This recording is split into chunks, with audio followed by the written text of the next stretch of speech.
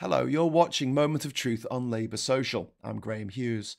Today it was reported that the police have failed to solve a single burglary in half of England and Wales in 3 years. Under this Tory government, in some areas, burglary, a particularly emotionally distressing crime, has become effectively decriminalised. But it's not the only crime to have become effectively decriminalised under this Tory government. Drugs. The Home Office's own evaluation of its current framework, published in July 2017, stated that the £1.6 billion a year spent on drug law enforcement has had little impact on drug availability and found no clear links between the intensity of punitive enforcement and levels of use. In December 2021, traces of cocaine were found in Parliament, including near Boris Johnson's office. A report in the Sunday Times said cocaine traces were found in 11 of 12 bathrooms tested in the parliamentary estate. The paper reported that there was a cocaine culture in Parliament that includes household names and young MPs. No drugs tests were conducted. Nobody was arrested. The drug-dealing gangs got paid and presumably spent a percentage of those earnings on knives, which they could then use to stab teenagers in poorer communities. Fraud. According to the Cabinet Office, fraud is the most commonly experienced crime in the UK, accounting for around 40% of all crime. Respondents to the latest crime survey for England and Wales said they had suffered a total of 4.5 million instances of fraud in the year ending March 2022, a 25% increase compared with the year ending March 2020.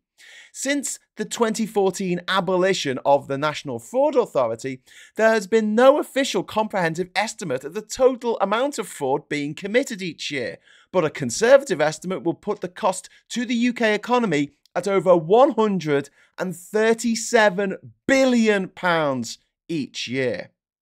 In the 6 years up to 2022, the number of convictions the Serious Fraud Office has obtained against companies can be counted on one hand from 18 such prosecutions brought. 18. And in 2019 and 2020, the SFO failed to secure a single conviction against a rogue company. Meanwhile, the government has talked a good game about fighting back against the people traffickers, criminal gangs making small fortunes bringing people to the UK to work for little or no money, often in poor conditions, and who are often made to take part in criminal activity. The reality is, around 17,000 potential victims of modern slavery were referred to the Home Office in 2022, representing a 33% increase compared with the preceding year.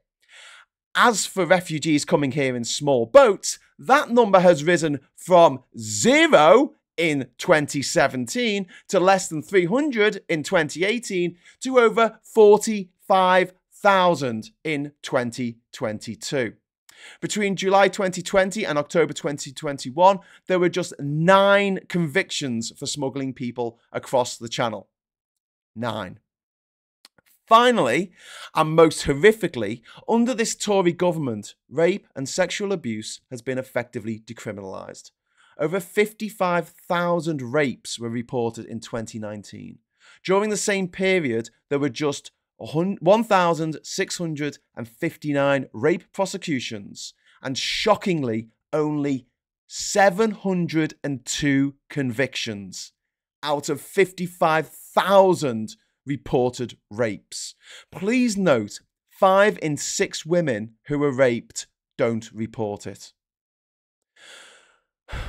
The first and most precious duty of any government is to protect its people, whether that's from foreign interference, disease, pollution, ignorance, or crime.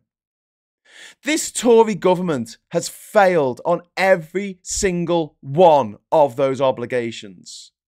Some would argue that's because they're a bunch of criminals themselves. I'll leave that up to you to judge.